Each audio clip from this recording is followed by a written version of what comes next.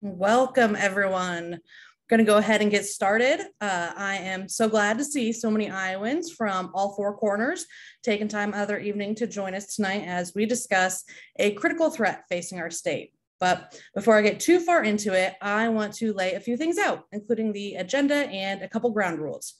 So let's not dilly-dally. Food and Water Watch and Sierra Club Iowa chapter are working to educate and organize people statewide about the two carbon projects being proposed in Iowa. So we'll not only be sharing our collective knowledge on carbon pipelines, but we'll also explain how you can take action to ensure that the voices of Iowans, not the spin for massive corporations, are front and center in this fight. On the agenda tonight, you'll be hearing from several different speakers. First up is me. I'm Emma Schmidt. I use she, her pronouns, and I'm a senior organizer for Food and Water Watch. I live in Rockwell City, Iowa, which I'm sure you all know about since according to our town motto, we're the golden buckle on the Corn Belt, making us a pretty big deal. It's a real paradise located in Northwest Iowa, but I'm not here solely to increase Rockwell City's tourism rates. I'm also here to talk about the dangers of carbon pipelines. Shortly, I'll be presenting a brief introduction to carbon capture and storage, which is the overarching purpose of the proposed carbon pipeline projects here in Iowa. Following that, we're going to hear from Dan Ziegert. Dan is an investigative journalist and the senior investigator at the Climate Investigation Center. Dan also takes the top spot for the number of times I've had to use a derivative of investigate while introducing someone. He has a long history in the journalism industry, including having written, reported, or produced for a number of outlets like the New York Times, Reader's Digest, PBS Frontline, and the CBS Evening News. He's also the author of 2 books, which in my professional opinion, you should go read. Dan is here tonight to discuss the work that he did in Mississippi following the rupture of a carbon pipeline that sickened an entire town. He is going to share his account of the disaster in the hopes that communities across Iowa can avoid the same fate. We'll also be joined by Carolyn Raffensperger. Carolyn is an environmental lawyer and the executive director of the Science and Environmental Health Network. Carolyn is based in Central Iowa. Back in 1982, she left a career as an archaeologist to join the environmental movement. She first worked for the Sierra Club, where she addressed an array of environmental issues, including forest management, river protection, and disposal of radioactive waste. She began working for the Science and Environmental Health Network in 1994. As an environmental lawyer, she specializes in the fundamental changes in law and policy that are necessary for the protection and restoration of public health and the environment. So Carolyn is going to walk us through what is known about the 2 proposed carbon pipeline projects here in Iowa. Finally, we'll hear from Jess Mazur. Jess is the conservation coordinator at the Iowa chapter of the Sierra Club. Jess is a lifelong Iowan and has spent the last decade plus working to ensure that all Iowans have clean water and a habitable environment. While she takes on a variety of issues impacting our state, her goal is to protect our communities and our environment from harmful polluting industries and practices. You'll want to stick around until the very end tonight because Jess is going to share how you can get involved in the fight to stop carbon pipelines in Iowa. And of course, we know you'll probably have some questions, so we'll be holding a Q&A at the end. You can submit your questions at any time throughout the evening using the Q&A button at the bottom of your Zoom screen. If we aren't able to get to all of the questions, we'll be sure to follow up later. So hit us with all the good ones. And now, the last thing before we get started, I simply want to recognize that we are all here for different reasons, but no matter what brought you here, your voice matters. We may not all have the same political views, belief systems, or life experiences, but in this space, that doesn't matter because we've been brought together to fight a common enemy. And like they say, the enemy of my enemy is my friend. All of us here tonight recognize that our health, our futures, and our communities are a hell of a lot more important than increasing the profit margins of multi-billion-dollar corporations. We won't let some fat cat Wall Street hustlers profit off of an immense threat to our own livelihoods and well-being. But we can only be successful if we overlook our differences and focus on our common goal. There is room in this space for every good-intentioned Iowan ready to fight back. And this is going to be a long battle. It'll be frustrating, it'll be overwhelming, and it might even feel hopeless at times. It is never easy to fight for what is right. But with everything on the line, and everything is on the line here, we have no other option. So let's remember to not get bogged down in our differences. Instead, let's always focus on what brought us together and recognize that our power and our ability to create change comes from our shared solidarity. And with that out of the way, we can go ahead and dive in. So let's kick it off at the very beginning. On the first day, God created, no, I'm kidding. We're not going to go back quite that far. Really, several months ago, news broke that 2 carbon pipeline projects were being proposed in Iowa, one named Navigator, one named Summit. The Summit pipeline is the largest project of this type in the entire world.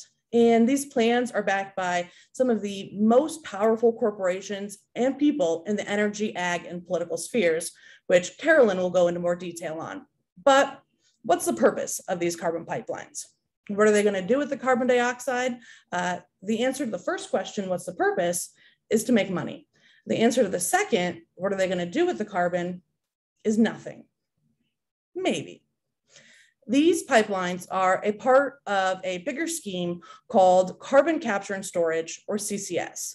You may also hear it called CCUS, Carbon Capture Utilization and Storage, or carbon sequestration. It's all the same racket.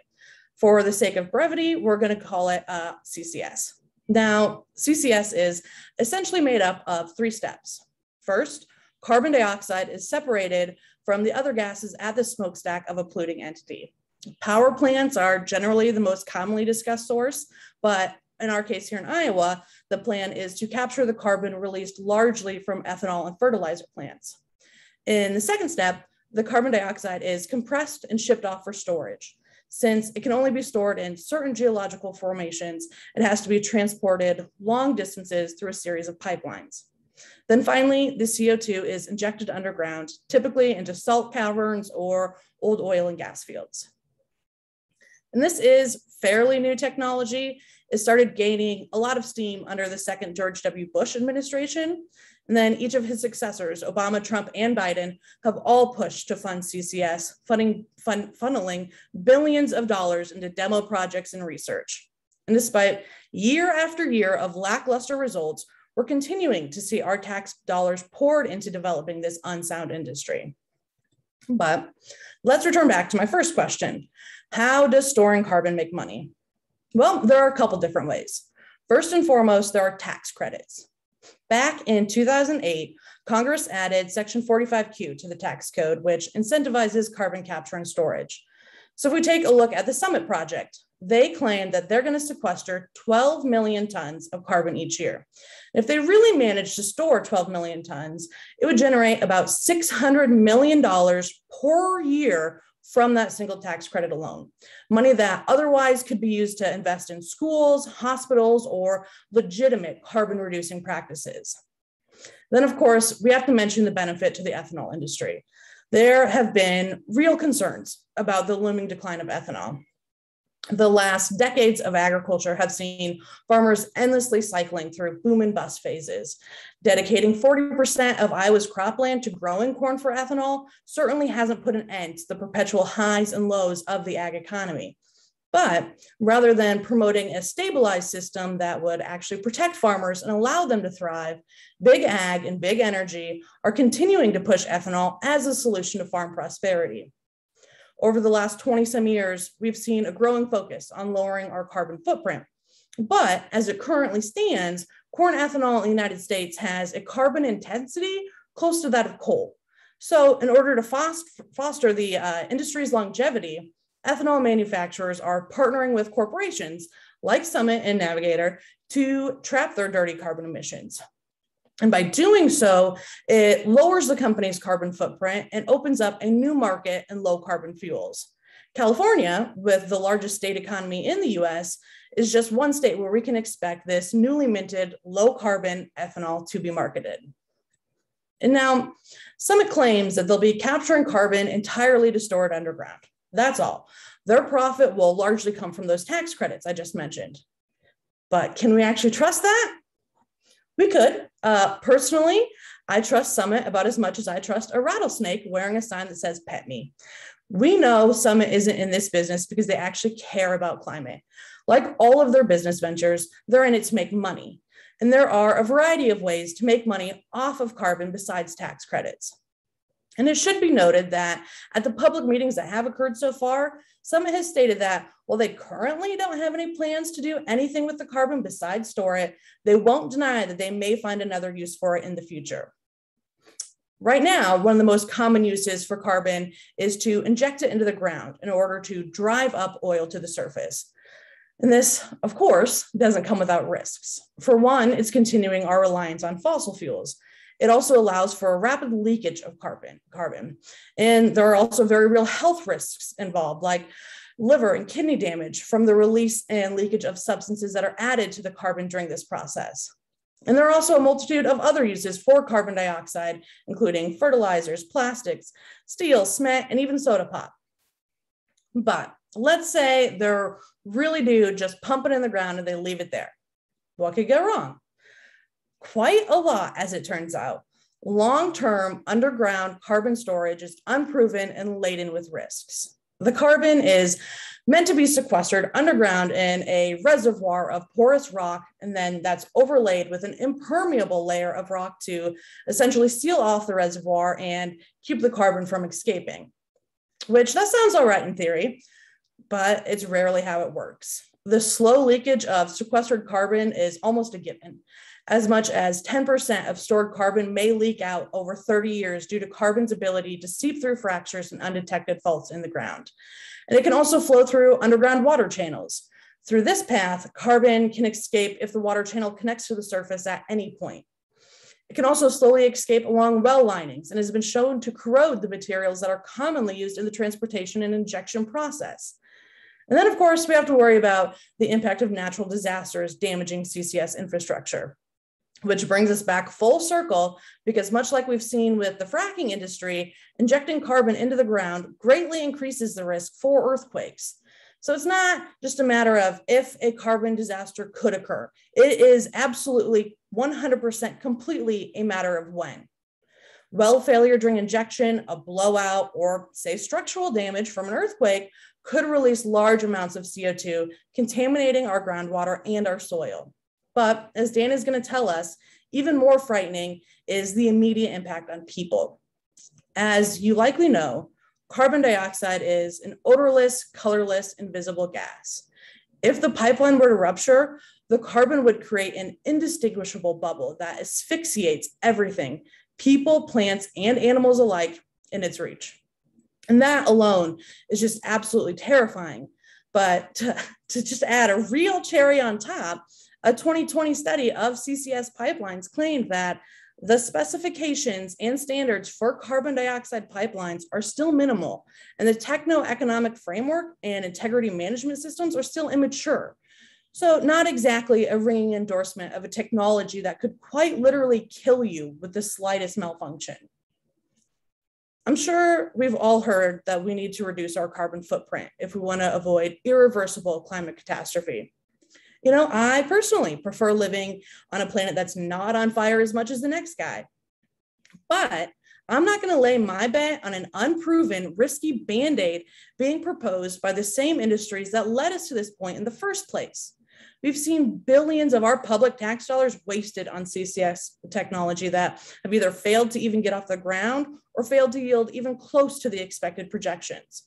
This is just yet another greenwashing scheme put forth by mega polluters to look good in the public eye while avoiding any meaningful reforms.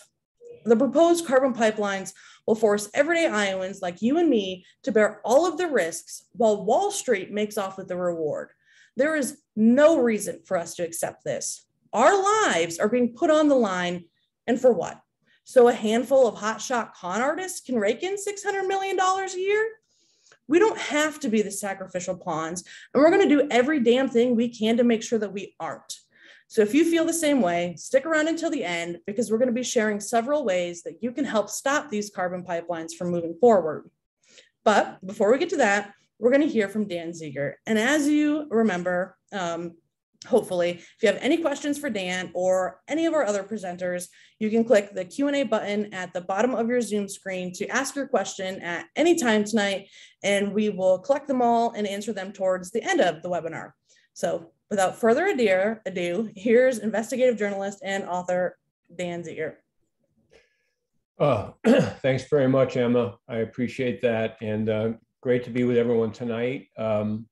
This story that I wrote for the Huffington Post concerned a little town in Mississippi, a rural community about 30 miles east of the Mississippi River, which is on the Yazoo River, which is another smaller river.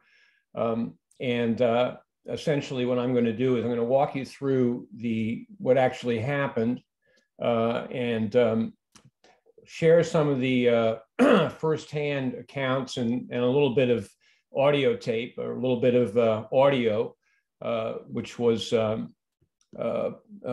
is stuff I brought back from Satartia and the 911 video specifically. So you can get a sense for how serious this really was. So let's see, if folks can't see something or can't hear something, please let me know. But this is what I'm calling the gassing of Satartia. This was a mass poisoning event that happened last year, February 22nd of 2020.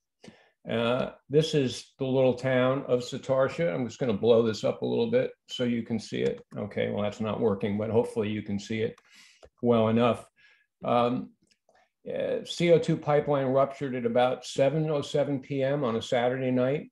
And this plume of gas descended on the town, which was only less than half a mile away, somewhere around, as the crow flies, probably about a quarter of a mile away. And literally within minutes, something like 24 people, we don't know exactly, but by my personal count, from interviewing quite a number of the victims, at least 24, 25 people were unconscious, literally blacked out wherever they were, in their houses, sitting, watching TV. People literally fell to the ground outside. There was a group at a fishing camp on the river. And the 911 calls started coming in around 7:13 p.m. And this is one of them. I'm going to play this for you. Please let me know, folks, if you can't hear this.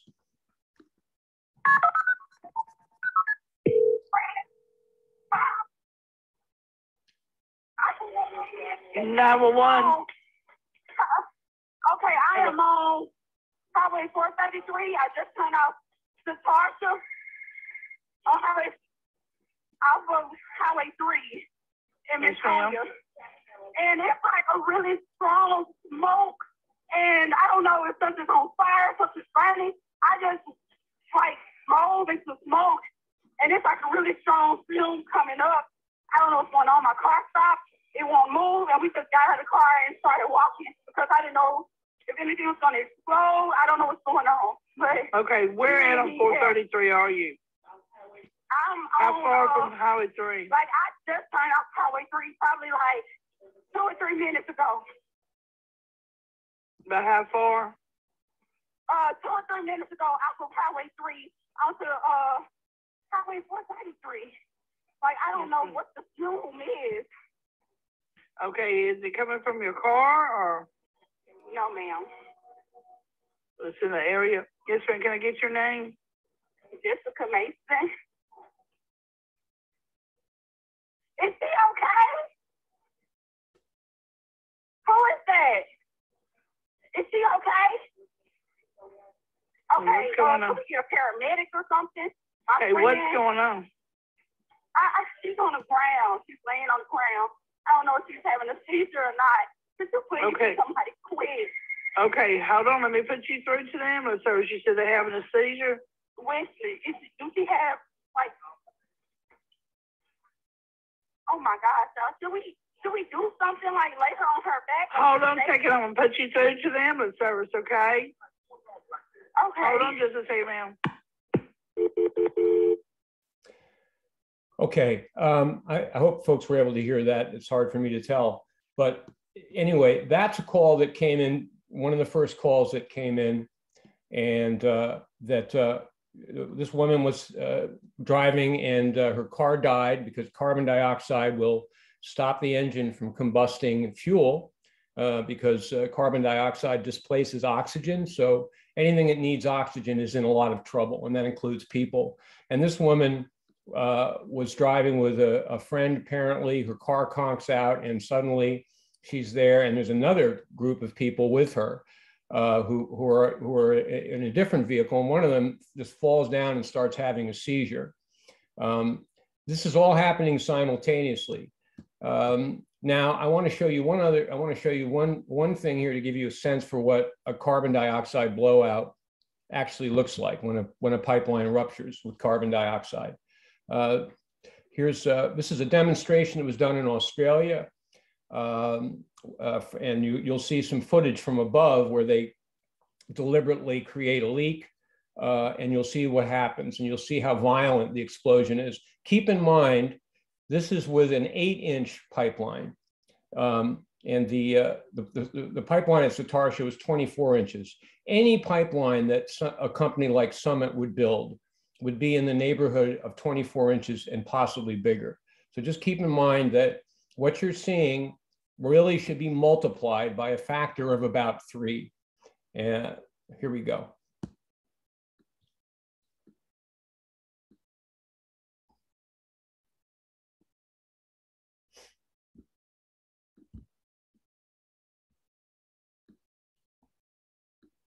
This video shows a rupture of a buried, dense phase carbon dioxide pipeline.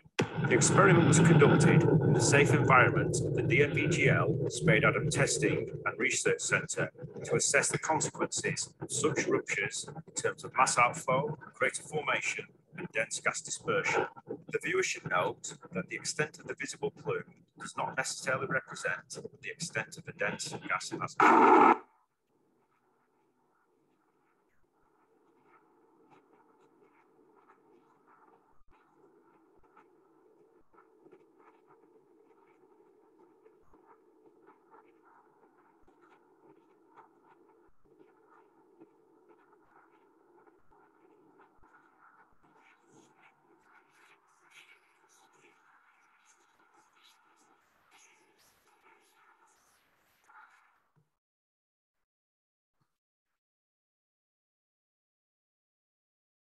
Okay.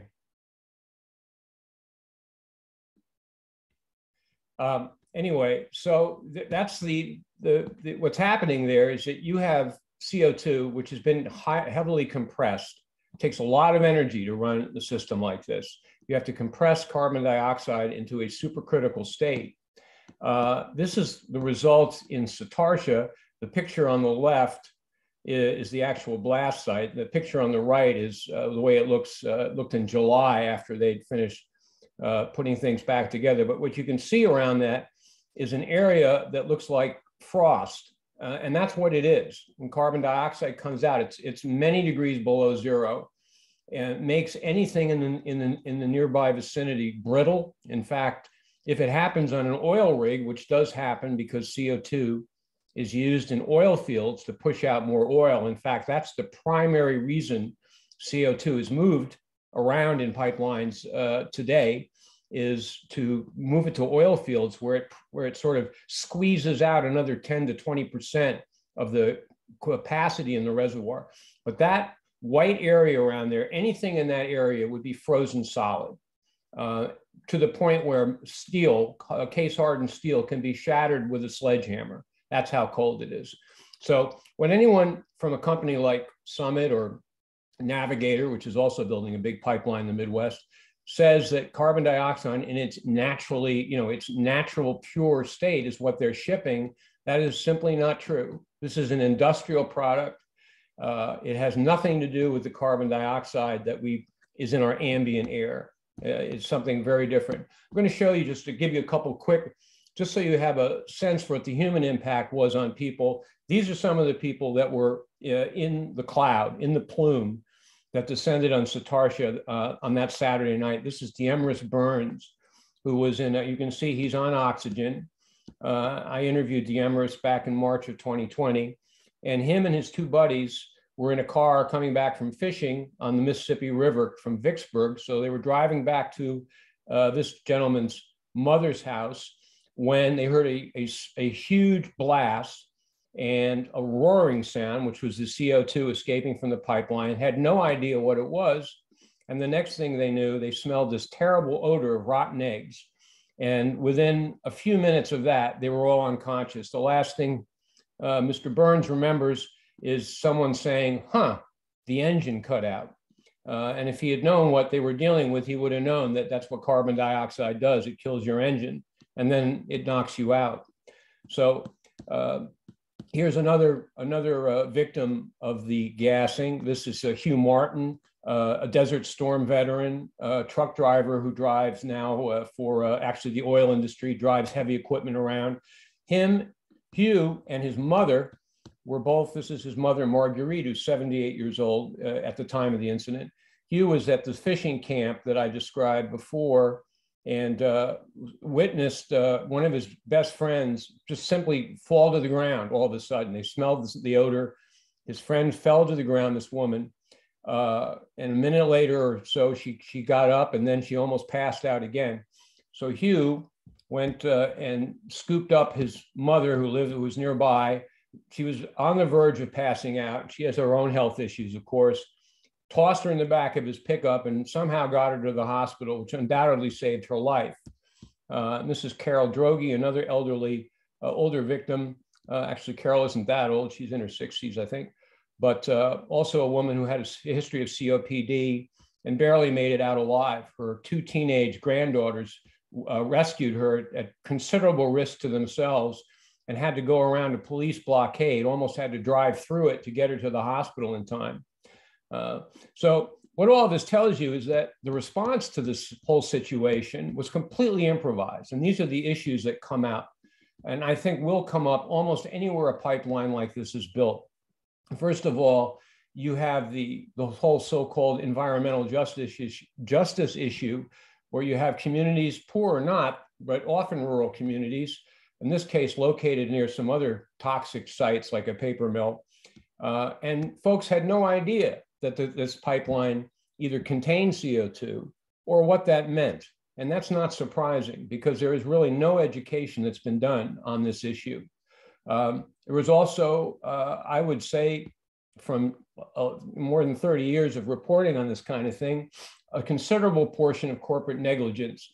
And don't be surprised if you see that again. But there was no evacuation plan. The company, Denbury, it was called Denbury, which then called Denbury Onshore, which has a whole system of CO2 pipelines in the Southeast, in Mississippi, Texas, and Louisiana. They had done nothing. They had not educated the people. There was no evacuation plan. First responders had not been informed. Hospitals were not informed. And not only that, the company didn't even alert local authorities, although they knew about the leak well before the first responders on the scene, who literally had to figure out what it was that was making people sick. Not to mention the victims, who had no idea what they were dealing with and thought that it was a natural gas leak. Big differences between natural gas. Satartia was, and we hope will be the last, but the World Health Organization told me that that this particular incident is the first ever mass outdoor exposure to CO2 from a source, a man-made source. In other words, in this case, it was being transported through a human-made pipeline, although it actually originated in a natural CO2 field that they were using to produce the gas to send it to the oil fields that they owned to force out more oil. So Satartia is really kind of a victim of the oil and gas industry in many ways.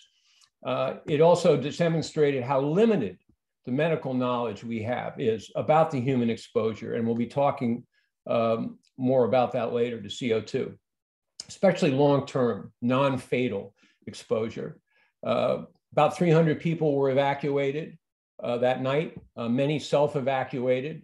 About more than 100 were sickened. Several dozen have had continuing problems, which is not expected with carbon dioxide. No one knew that people who had been exposed to carbon dioxide could suffer long-term symptoms, including cognitive impairment, reduced lung capacity, depression, PTSD, and sort of a chronic fatigue. As I said, this gas originated in the Jackson Dome, which is a naturally occurring CO2 field that lies below the area of Jackson, Mississippi. And that gas was contaminated with another gas called hydrogen sulfide that is very deadly and undoubtedly made it a more dangerous cloud. Again, we'll talk more about the differences between the CO2 problem and the hydrogen sulfide, which is what Summit is now trying to blame the Satartia incident on, saying we are going to be transporting, quote unquote, pure CO2 that won't be contaminated. Doesn't matter. CO2 will kill you just as dead. Okay, let's just talk very quickly about CO2 and natural gas. You know, there's going to be some folks who are going to say, well, we have all this experience with natural gas pipelines. We can translate that into the CO2 pipelines. Not true. CO2 is a very different gas. It's odorless. It's heavier than air. It's an asphyxiant and a toxicant.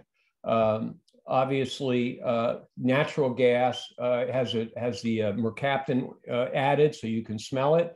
It rises into the air. The danger from natural gas, obviously, is that it's flammable. But what will happen is there'll be an initial explosion, and then the gas will vent straight up. CO2 will spread out and go follow the contours of the land, find the low spots, and just sit there.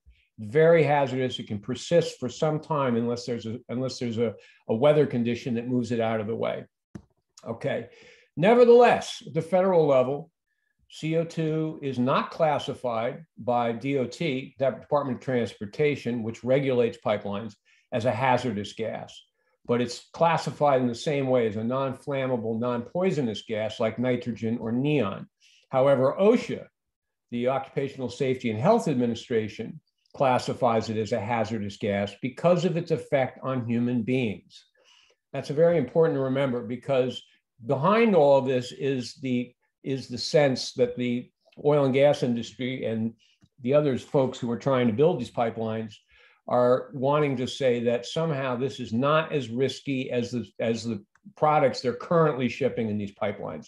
And finally, CO2 pipelines, because of the compression needed to keep that gas in that supercritical state, in that liquid state, so it'll move through the pipeline, CO2 gas has to be at a much higher pressure, 1,200 to 2,800 PSI, natural gas pipelines, 200 to 1,500 PSI. And that is why you get this explosive release that you saw when the CO2 pipeline ruptures, as that supercritical fluid phase shifts to gas. Okay. Well, how do we know that CO2 caused those injuries in Satartia? Well, let's just take a look at what the actual CO2 industry says about its own product for a minute. This is a material safety data sheet from Praxair, and they produce CO2 for all kinds of industrial uses. Here's the first thing you see: emergency overview, warning, cold liquid, and I mean really cold liquid and gas under pressure can cause rapid suffocation, can increase respiration and heart rate, may cause, and so on, and so on, and so on. Dizziness and drowsiness, frostbite, odorless, colorless liquid that transforms to white crystalline particles when discharged. Okay, and then they get more specific later on in the MSDS, the Material Safety Data Sheet. They tell you that it's an asphyxiant, which means it displaces oxygen and it kills you by making it impossible for you to keep oxygen in your blood. And that initially it stimulates respiration, and then it causes respiratory depression, which simply means you can't breathe. High concentrations result in narcosis, which means that you are intoxicated by this gas. You're in a drunk-like state. You're going to become uncoordinated and have trouble thinking. And these are the various steps in the process of the more concentrated gas. And you can see that the effects just increase in severity. You go from difficulty breathing to labored breathing, visual impairment, ringing in the ears, impaired judgment, and then loss of consciousness. And beyond that, if you're above 10%, in the ambient air, you're going to die. And in fact, you'll die in less than a minute if there's enough in the air. I'm also including this page here, which is way too long for me to read, but because a number of people have brought up this issue after being in the public hearings in Iowa over the Summit pipeline, I did want to include this, and anyone, since this is being recorded, folks can refer to this in the future, but it gives you a long list of reasons why it makes no sense to assume that the relatively small amounts of contamination in that CO2 gas were responsible for all of the symptoms that we saw. About 100 people a year die from the accidental inhalation of pure CO2, which is used in restaurants, for instance, to power the Coca-Cola and the mixers that come out of the spigots up at the bar. There was a well-known incident in 1986 where a thick plume of CO2 from a volcanic lake in Cameroon in Africa killed 1,746 people in a matter of hours, and so on. Keep in mind, like I said, that this CO2 gas that goes through the pipeline really bears no more resemblance to ambient CO2 in our air than liquid oxygen does to oxygen in the air we breathe, and so on.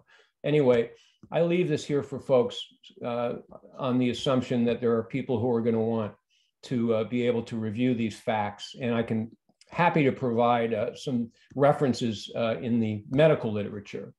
Now, what do we know going into this build out of carbon dioxide pipelines, such as what they're trying to do in the Midwest? There are other places they're going to want to build them later, but right now it's in the Midwest. What do we know? Actually, we know very little. You think about CO2 as something, you might learn about it in high school biology class or chemistry class, and you think you know what it is. But what do we know about shipping it all over the country in a pipeline system? Well, here's what the experts say. One scholarly paper, now this came out in 2012, but I've been reviewing the literature and don't seem to have gathered much more certainty on any of this. But it says in the USA, there is over 30 years of experience within onshore pipeline transport of CO2. However, to our knowledge, the existence of publicly available data on large-scale CO2 pipeline depressurization events, meaning leaks, is non-existent. Here's an emergency medical specialist that I interviewed who said there's actually very little medical literature on human CO2 exposure. It's never been considered an important research topic. Despite that, in the Biden budget, there is money for CO2 pipelines. There are plans afoot and much discussion about different kinds of networks that could be built nationwide to link together the various carbon capture and sequestration sites that we were hearing about before, and then route them through these enormous trunk lines. Now, this isn't an actual, this is basically on the drawing board, but these are the kinds of ideas that are coming out of the oil and gas industry mostly, who are really running the show on this entire project. And you can see this is could be a very extensive network with very big pipelines reaching a lot of places. How big does it have to be? This is one of the really crazy things. Well, I've been listening to a lot of webinars over the last couple of years, and this is a good example of one. This is a guy named Nigel Genvy, who's with this energy consultancy, and he said this last year. He said that by 2050, we need to build 170 times current US carbon capture and sequestration capacity to get to all those sources of carbon dioxide, 100 times more CCS sites, or 70 to 100 capture facilities per year. Keep in mind, right now, there are only 2 in the United States, one in Canada and one in the continental United States, that are actually capturing CO2 and doing anything with it other than pushing out more oil. And then finally, on the pipeline front, build 6,000 miles of CO2 pipeline, which is currently what we have altogether, per year until 2050. Well, and what does that add all up to? Let's see what Nigel has to say, since he's such a bright guy. What would that add up to, Nigel? And what he said was, this is a quote, "The scale of that is volumetrically equivalent to the oil and gas industry today." In other words, we need to rebuild the whole oil and gas infrastructure essentially in reverse to get this project of carbon capture and sequestration and carbon dioxide pipelines in place. I have grave doubts whether that's possible, and I'll bet a lot of you folks do too. So let me wrap this up by saying the future is unknown because we are at an inflection point. We are at a critical balancing point with this technology. It's for the first time the pipeline network is being openly discussed. And this is from the Congressional Research Service some years ago, but it's prophetic. If the nation's CO2 pipeline network expands significantly to support CCS, and if this expansion includes more pipelines near populated areas, more CO2 pipeline accidents are likely in the future. Congressional Research Service, which is not noted for being a particularly radical organization. These people are not tree huggers. So how do we prevent this? Well, this is coming from me, folks, but as somebody who's been covering, first of all, pipelines for a number of years, and now this type of pipeline, we really need to have our national reckoning with this whole idea of carbon capture and sequestration. We don't have a real federal regulatory authority to boss over CO2 pipelines and keep them safe. We need to educate the public about the safety issues with CO2 and the plans to build this technology out. We've got to have independent science to study CO2 and pipeline issues, not only have the science done by the petroleum industry and other interested parties.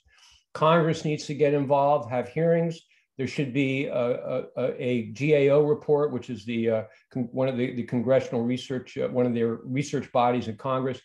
And most importantly, affected communities need to push back against this expansion. It's my sincere hope that you folks will not have to deal with a CO2 pipeline in your backyards. And I'm just very pleased again to have been able to give you this presentation. This is who I am, and this is the URL for the HuffPost story that I've taken a lot of this information from, and which I wrote.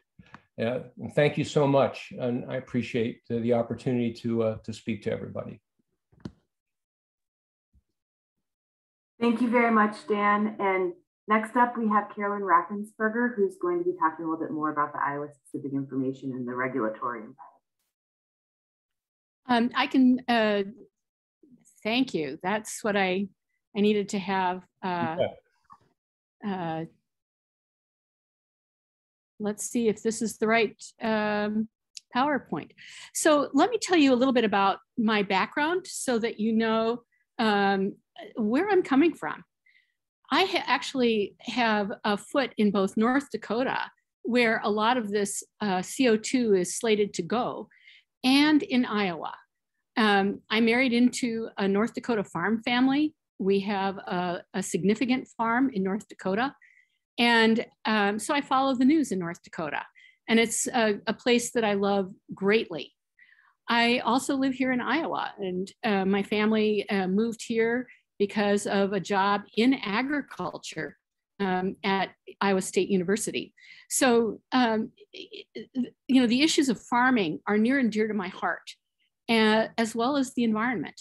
I want to say that our farm in North Dakota has suffered terribly during droughts over the last couple of years. The weather has been terrible.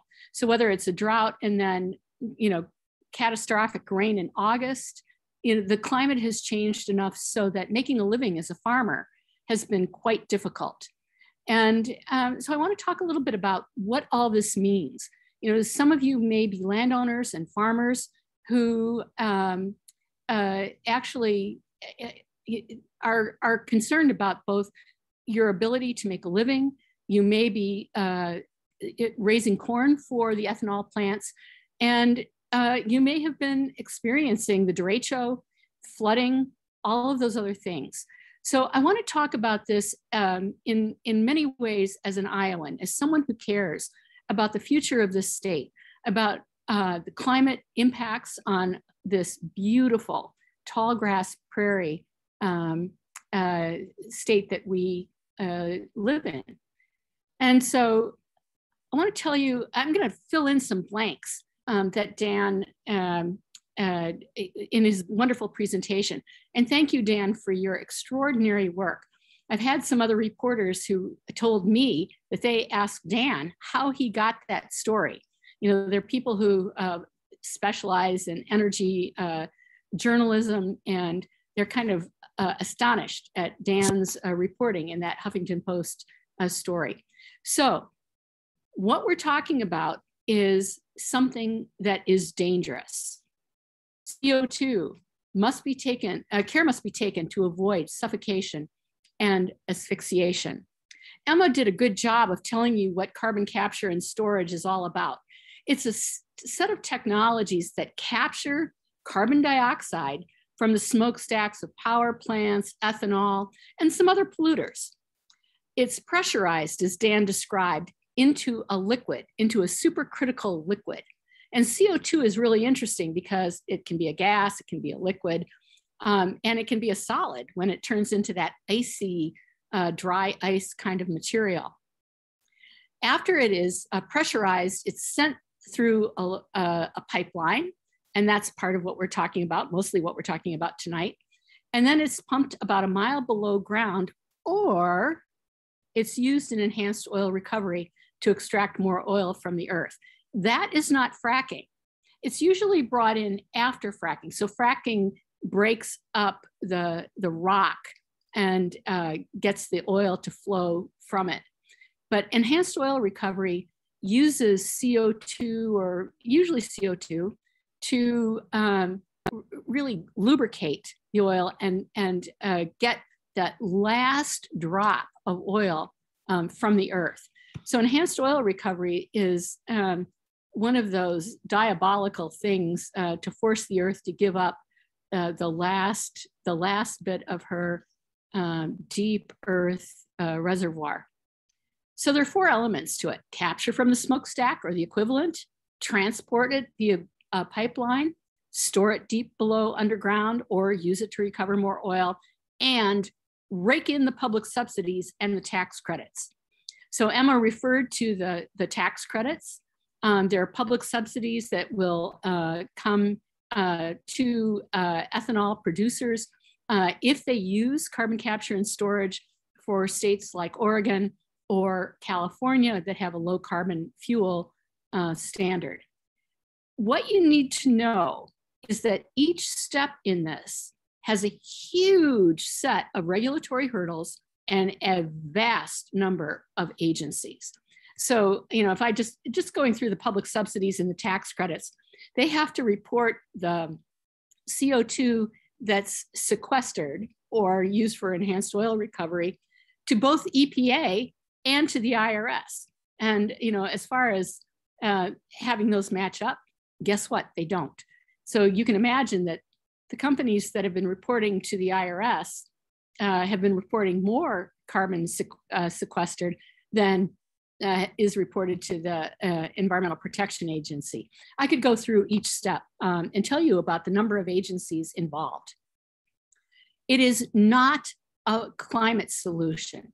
You know, they're going to tell you net zero by 2050. Moving CO2 around the planet, just moving it around, is not actually net zero. And it is not a way to actually reduce the CO2 that is at risk for a lot of reasons. And we'll get to a couple of those in a minute. So some of you care a lot about climate change. Some of you care about farming. Some of you care about water and rewilding. You know, the issues that you care about are different. And I share many of those.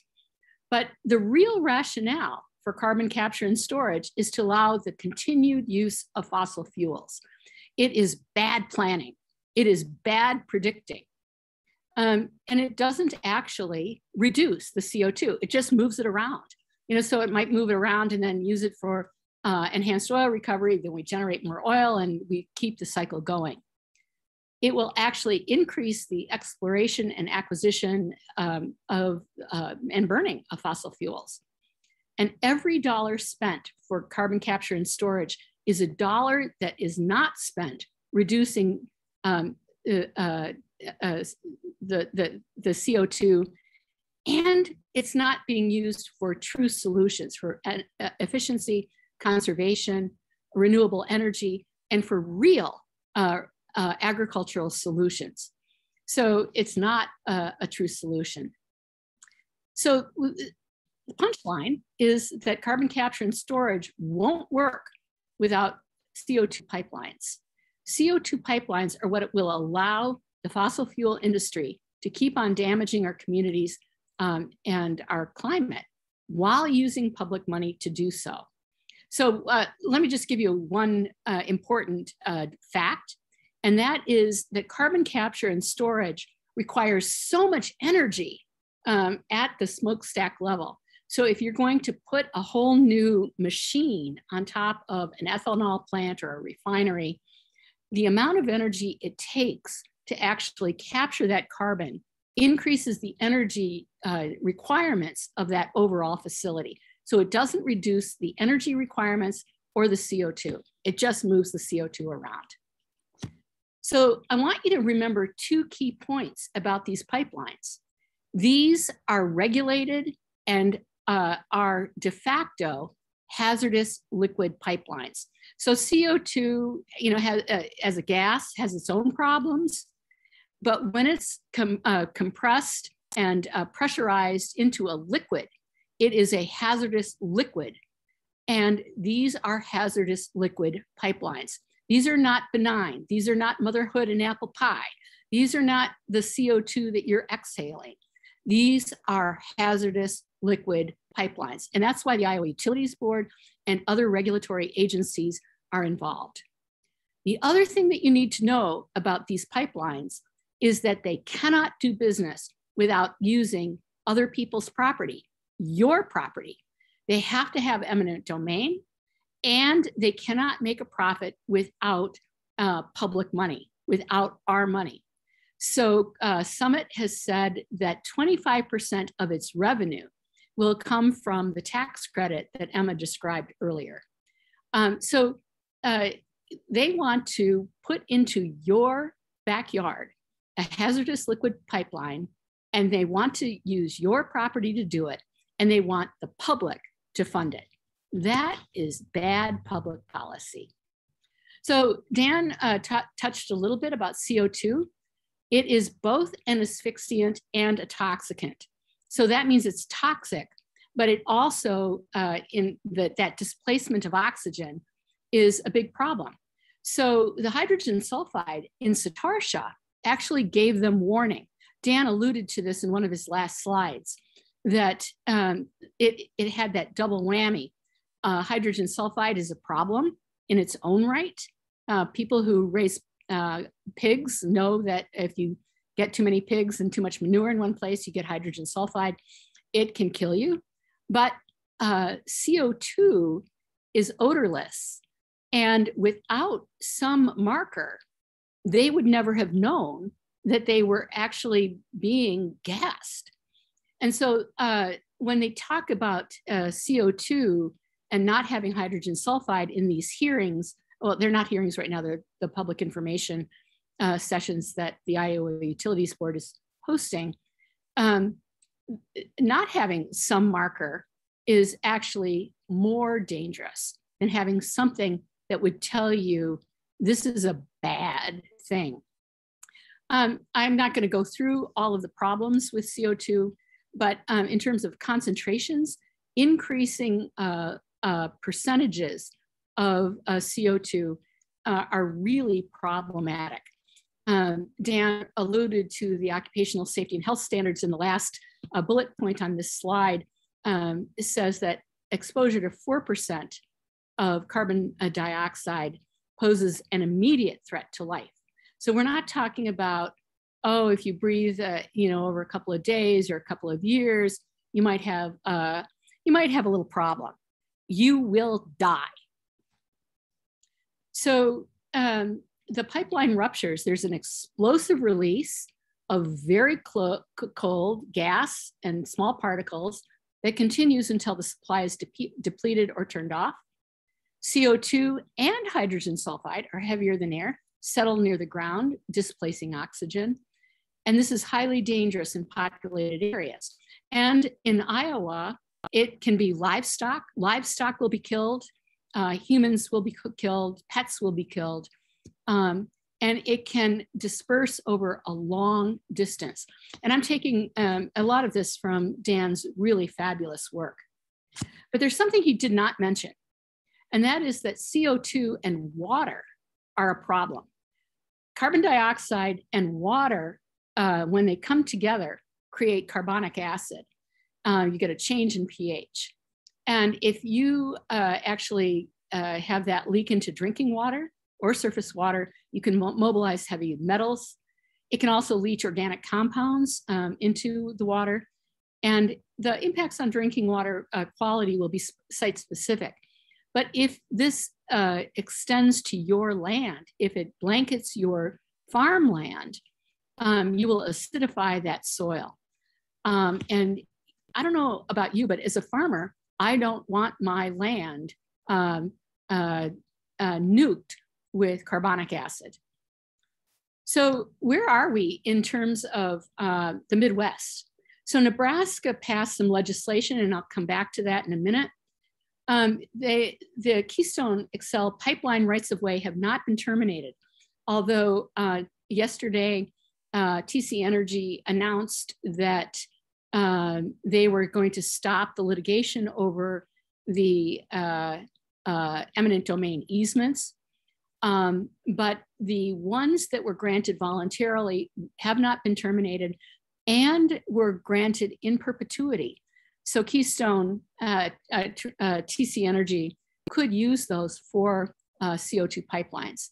They also have a contract with Summit for carbon capture for an ethanol plant in Nebraska. North Dakota is a really interesting case. My beloved North Dakota.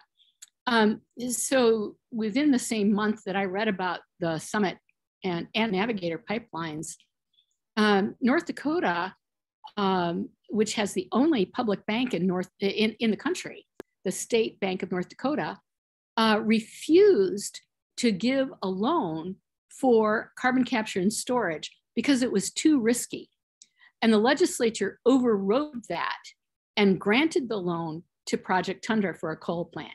So the bank recognized that carbon capture and storage is not a good financial risk.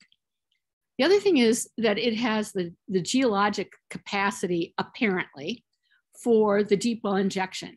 But it also is where so much of the fracking of oil is going on. For those of you who already have been subject to the Dakota Access Pipeline, it looks like they may just ship the carbon, the CO2 up to North Dakota and then use it for enhanced oil recovery and ship that oil right back down through the Dakota Access Pipeline. And in full disclosure, my house is sitting here in Iowa is within 2 miles or so of Dakota Access Pipeline. So North Dakota has also been granted the right and responsibility to regulate deep well injection. So it's not going to be regulated by US EPA. And you can argue that some states may have the capacity to regulate deep well injection, but there's no federal, the feds have granted that authority and are not keeping it to review and guarantee that the public's interests are protected. Now, Iowa, as most of you know, the governor appointed a task force for carbon sequestration, primarily for agriculture. There are no environmentalists on it. It looks like it's a subsidy generating body. How can we generate subsidies from the state and give it to private corporations to enhance the wealth of their investors? And it looks like they're going to seek ways to minimize regulations. Summit Carbon has begun the permitting process with the Iowa Utilities Board for the 2,000-mile pipeline 700 and plus miles are in Iowa. And as you know, landowners are being contacted now about granting voluntary easements. So I'm not going to run through this. It's a huge financial effort, $2 billion. They're going to gather it from many ethanol plants and pipe it to North Dakota, where it will either be deep well injected or used for enhanced oil recovery. It's going to be compressed into a liquid form in small pipes, and then those small pipes lines will be aggregated into a much larger pipeline that will extend across the Midwest. And as I mentioned, North Dakota has the power to regulate wells. North Dakota's budget is almost wholly dependent on fossil fuels. And so they're looking for any way to prop up their budget. And it looks like carbon capture and storage is a new way to do that. So then we know that Navigator is coming along, and I'm gonna skip over that mostly because when that pipeline comes along, I'm sure we'll do another webinar. But what you need to know is that ALEC, the American Legislative Exchange Council, and others have proposed that we put these pipelines in corridors together. And some of the landowners that have already had Dakota Access been cited through their land are going to now have a carbon dioxide pipeline. They're planning this. They've got these pipelines already, the easements, and so they're just going to stick another CO2 pipeline right next to Dakota Access, or in Nebraska, using the Keystone easements. Although there's Keystone XL is not there, but they'll still use those easements. And as you might have heard, if that pipeline, the CO2 pipeline, ruptures next to Dakota Access, the oil pipeline could be very brittle. I put this picture because it's one that I took of Vern Johnson's land up above the Des Moines River. This is, you put another CO2 pipeline right next to it, and then you cross the Des Moines River, which is the drinking water of Des Moines. And so if we got a leak of CO2, you've turned that into an acidic waterway, and you may cause a rupture of oil. What would that do to the drinking water of Des Moines? I want to warn you about legislation that Nebraska passed and that they, that they're going to be looking at in other places. First of all, they're announcing that CCS, carbon capture and storage, is in the public interest. And that means they're going to grease the regulatory skids. They're going to presume that this is in the public interest and that it should be permitted, that eminent domain should be granted. And they acknowledge that this deep well injection in places like Nebraska is going to require different understandings of the property rights of the deep earth below the surface estates. And we don't have good law on that. It doesn't look like an immediate threat to Iowa, but the basic premise of this is certainly a Midwestern issue. So, the amount of CO2 that could be moved is vast, in part because you're adding molecules for CO2.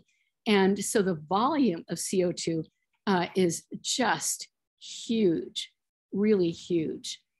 So winding up here, the Iowa regulatory landscape is that hazardous liquid pipelines are regulated in Iowa by the Iowa Utilities Board, in part.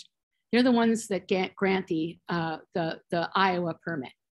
The Summit Carbon Pipeline would cross 5 states. All 5 states have to get together, have to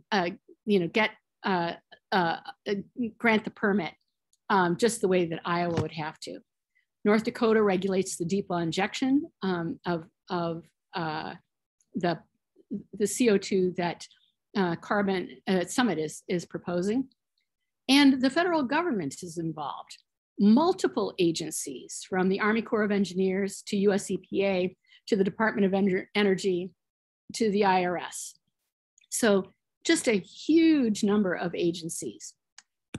There's strong bipartisan support for CCS, in part because it allows some of these legacy industries like ethanol to continue. And yet, this is not a good idea for farmers. If it's going to take your land and endanger your land with a hazardous liquid and something that could asphyxiate you and your animals, that's a problem. It means that landowners are really key to stopping this hazardous liquid pipeline. So what are the key pipeline issues? One is eminent domain. They cannot do business without your property. The pipeline corridors siting these pipelines together actually doubles the threat. CO2 in water is corrosive. So the CO2 pipelines need to be made out of materials that won't corrode. A leak would acidify the land and water. A ruptured CO2 pipeline could asphyxiate anyone in the vicinity, and there are no plans to decommission the pipelines. Summit has said, no, they're going to be in operation forever. So what is government's role? If you think that the sole responsibility of government is to benefit the economy, then we're going to transfer public goods and public money and private property to private corporations for their their profits. They're going to make their investors rich, but it's going to deprive Iowa of meaningful climate solutions and of real environmental protection. If government is for the well-being of its residents, then we're going to plan projects that benefit the public. So what does Iowa need? We need a real climate and agriculture plan for the future. We need to be thinking long-term. You know, our farm in North Dakota has suffered a lot from climate change. So have Iowa farmers. We cannot keep doing business as usual. We need to have a plan that actually meets the needs of farmers for the long term. Present federal plans are to phase out gas and ethanol vehicles. What is the plan for Iowa agriculture if we do that? Oh, Westfield, Massachusetts used to be the center of buggy whip manufacturing. And it's still called Whip City. And they had 42 companies that made buggy whips back in the 1800s. Is Iowa's ethanol industry the next buggy whip town, the buggy whip jurisdiction? Or can we come up with a plan that really nurtures and tends our unbelievably valuable agricultural sector? We need regulatory agencies that protect the public, not their wealth cronies, that enforces regulations, that make sure that we do not give eminent domain for private gain. Eminent domain should only be used as the unique power of government to move private property into the public good, into the commons. And we need real jobs, publicly funded, providing clean drinking water and sewage for our pipeline workers. We need jobs, we need a plan. It's that forward thinking that we're not doing in Iowa. And you know, there are ways to think about technology. Does nature have a solution for this problem? Yes, then we should choose that. No, are we trying to fix a problem another technology has caused? In this case, carbon capture and storage is trying to solve a problem another technology has caused. So we need to stop the technology that caused that problem. And then we can decide about technologies and apply meaningful and thoughtful approaches. So those are some of my credits and to people who did some of the artwork. And I want to thank you for your time. Thank you so much, Carolyn. We really appreciate you taking the time to lay all of that out for us. My name is Jessie Zur. I use she, her pronouns, and I'm the conservation coordinator for the Sierra Club Iowa chapter. We're going to begin the Q&A here in just a moment. So if you have any questions for Dan or Carolyn, get them in now. You can ask your question by clicking that Q&A button that's at the bottom of your screen. Before we get to that, I want to share a few ways that you can help fight back against these dangerous carbon pipelines. First, the Iowa Utilities Board and Summit Carbon Solutions are holding hearings across the state right now. This is the first step that they'll need to gain all of the required permits to begin constructing the pipeline. Please attend one of these hearings if you are able.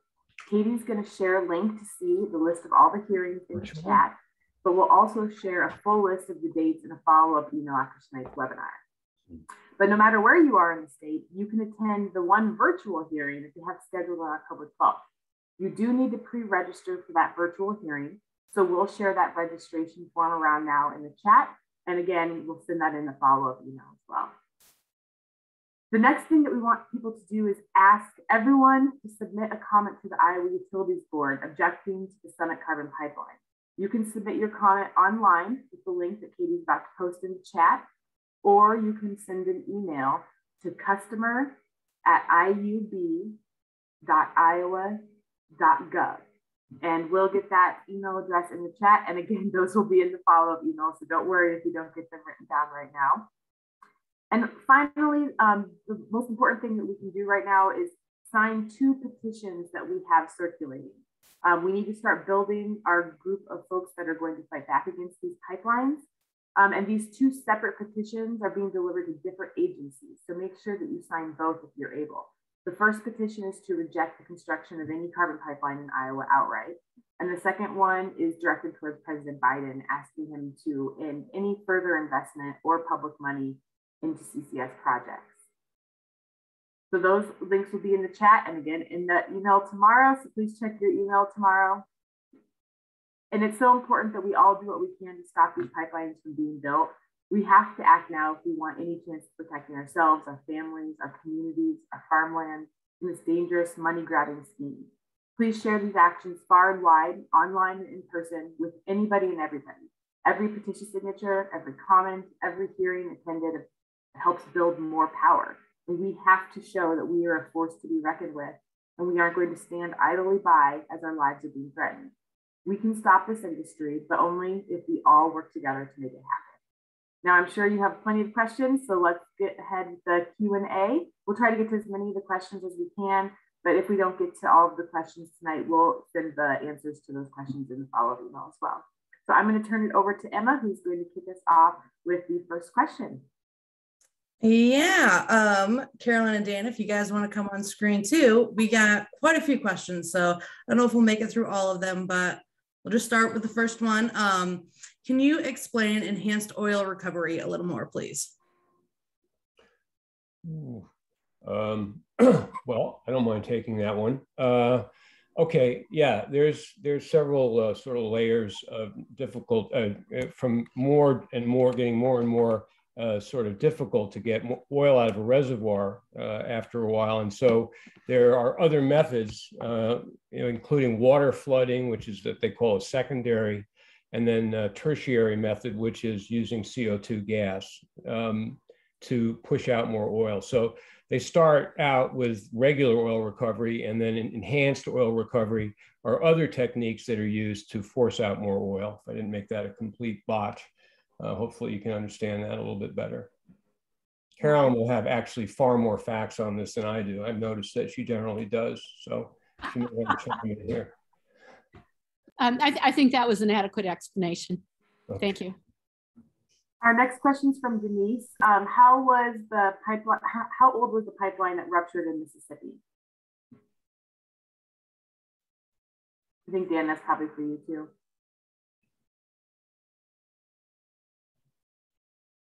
Oops, did we lose Dan? Oh, there he is.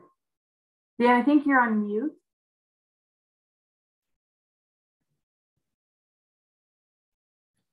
Let's go to the, yeah, Dan, Dan, if you're on mute, the question was, how old was that? It was the Denbury pipeline. Well, we can come back to that question. Carol, this one's also from Denise for you. Does the Utilities Board give permission for the construction? I couldn't hear you very well. Is the IUB gives permission for the construction? Yes, what happens is the Iowa Utilities Board grants the permit for the construction. It also has the power to grant eminent domain or not. So they could grant a permit without granting eminent domain, I believe. But the Iowa Utilities Board does not have jurisdiction over some things like river crossings. That would be the Army Corps of Engineers. So when Dakota Access put through its hazardous liquid pipeline, the Iowa Utilities Board gathered up all the state permits and then waited for the federal permits. But for this pipeline, it will also have to have the other 4 states regulatory bodies, their public utilities commissions, the equivalent of the IUB, grant permission. So there are 5 states that have to grant permission. There are federal agencies that have to grant permission. Iowa is only 1. Awesome. I saw that Dan came off of mute, so maybe we'll go to that one. Dan, how old was the pipeline that ruptured down in Mississippi? They completed it in 2007, I believe, or 2008, excuse me. They actually built it in pretty quickly. They completed it in 2008. Yeah. And the problem was they didn't have any meetings with anybody except very, very briefly. And this is now so long ago that no one even really kind of remembered what was in that pipeline, you know. Anyway, but yeah, that's the answer to your question. Thanks.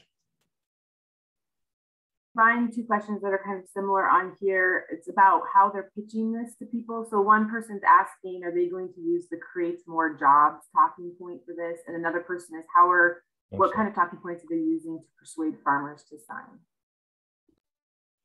Well, I'm going to take a crack at those questions.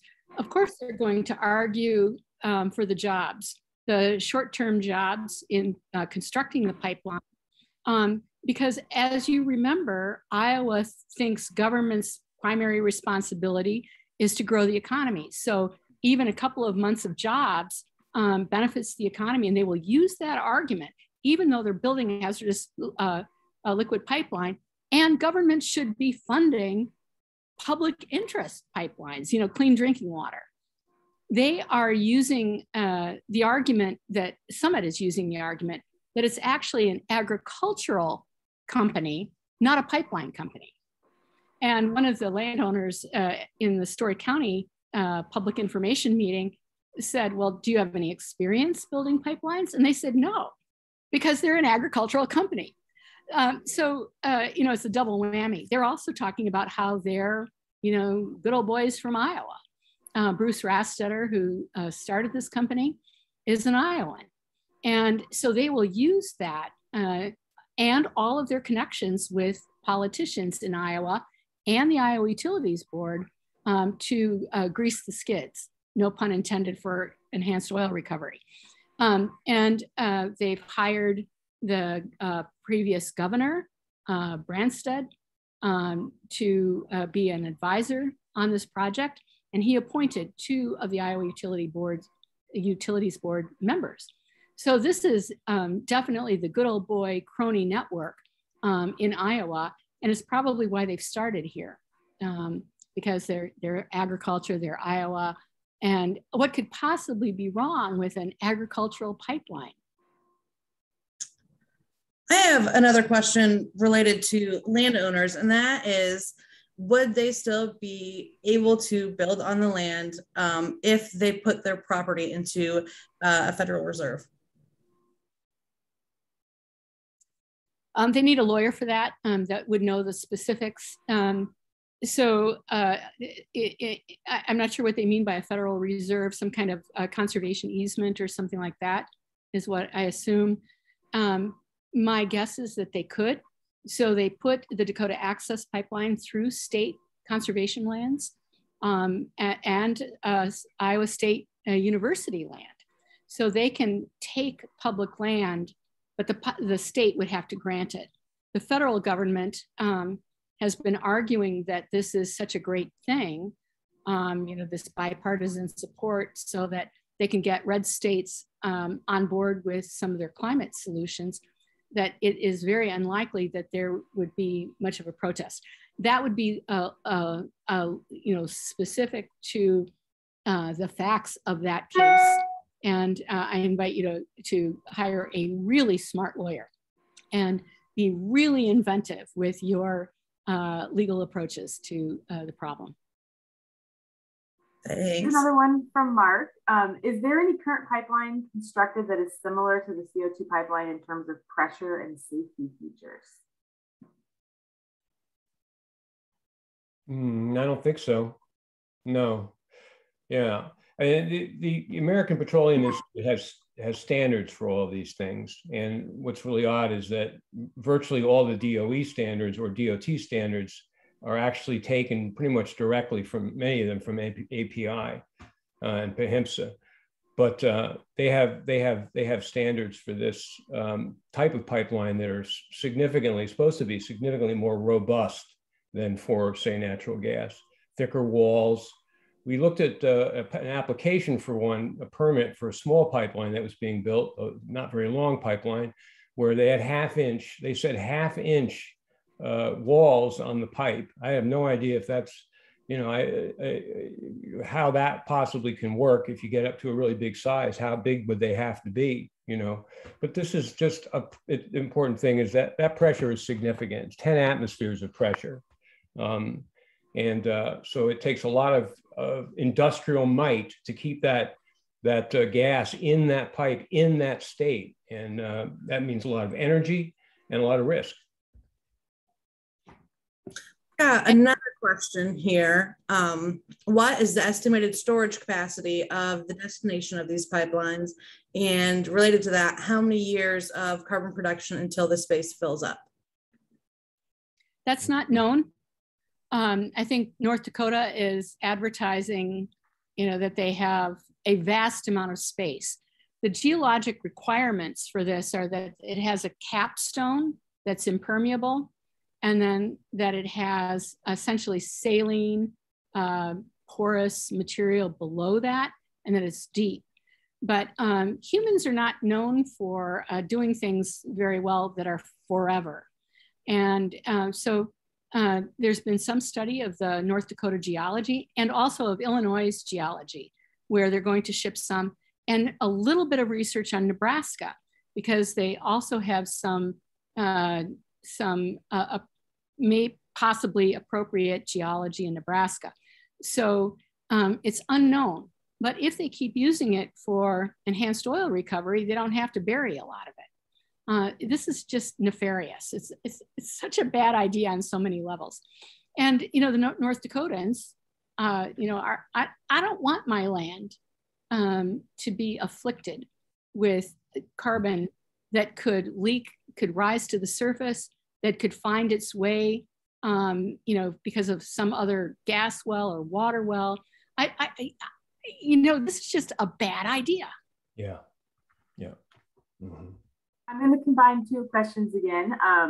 So looking back at the Dakota Access fight, what did we learn from that fight? And then combining that with a question of what proportion of affected landowners needs to object to push this to end up being stopped? And Carolyn, you may be a good one for that because you worked very hard on the Dakota Access Pipeline fight. I think we learned to stick together. I think the beauty of the Dakota Access struggle in Iowa was how landowners and environmentalists came together. We were not a likely coalition. We were, Vern Johnson, other farmers were suspicious of people who looked like me, or Mark Edwards. I don't know, is it Mark? Is that the Mark that had a question? We were suspect as leftist hippies, and whether that's true or not, maybe Vern could speak from heaven or wherever he is. But we formed a remarkable coalition, and what I know about us is that we can do that again. The potlucks, the gatherings together, the sharing of information, the crossing of political boundaries was just amazing. And what people might not know is that in Iowa, we had 490 arrests. And just 5 years ago this week, we had a commemoration of the most amazing resistance and direct action that Jess organized, abandoned our cars. And maybe that's what we need to do now, is abandon our cars and find new ways to move around the earth, to protect each other, that we need to claim the right of future generations to inherit Iowa, water, and earth in a healthy way. That's what I learned from the Dakota Access struggle. And you never know, one landowner who's persuasive, one landowner might be enough. 2 might be formidable. 5 is a whole hand that we can grasp together. And with the unlikely advocates for climate, the ones who are working for clean water, the ones who are working for sustainable agriculture, all of us can come together and say, we claim, we have a right to a healthy environment. And moving carbon dioxide around the planet, sending it to North Dakota, where it can cause endless problems there, where it could rupture here in Iowa, is not what we choose. We choose health. We choose well-being for our farmers. We choose well-being for our pipe fitters. We choose well-being for our children, for the whole earth, for generations to come. That's what we do. That was really amazing. If you started a cult, I would join in a heartbeat. Thank you for that. I think we have time for just a few more questions. One that I see that I'd be interested in hearing is, how does carbon dioxide release affect watersheds and marine ecosystems? They acidify it if it leaks. So Exxon has a big plan to capture carbon and bury it under the Gulf of Mexico. And if you think that's a good idea, buy more Exxon oil. I don't think it's a good idea. I want to protect the ocean. That ocean is connected to us. The Mississippi River carries the water from Iowa down to Louisiana. We're all connected. We are all connected. It's a bad idea. It acidifies the ocean. It kills fish. It doesn't do anything good for water, whether it's salt or whether it's fresh water. Thank you. The last question here, again, I'm going to combine a couple that have similar themes of who are the people that are pushing this from both sides of the party. Curious about, is it bipartisan support? Who are some of the people that we can be putting pressure on to try to get them to be against the pipeline? Well, I could handle part of that because it's bipartisan in the federal level. So, there's congressmen and senators of both parties that are supporting carbon capture credits, the money that they're trying to put into the infrastructure bill for some of the CCS stuff. It has broad support because it can be made to look as though it's a climate solution that these people are kind of, supporting. And at the same time, there's a lot of money in it for a lot of people. And that's where the other side of the support and push comes from, which is industry. So the oil and gas industry is whole hog on this, but it's the most extensive kind of greenwashing, that they've probably ever done is going to come under the CCS thing, because it's their court of last resort. So they're pushing CCS as a way of saying, we can keep kind of producing gas because we have CCS and it's a bridge fuel. So it kind of helps them legitimate the whole bridge fuel nonsense that they're pushing gas.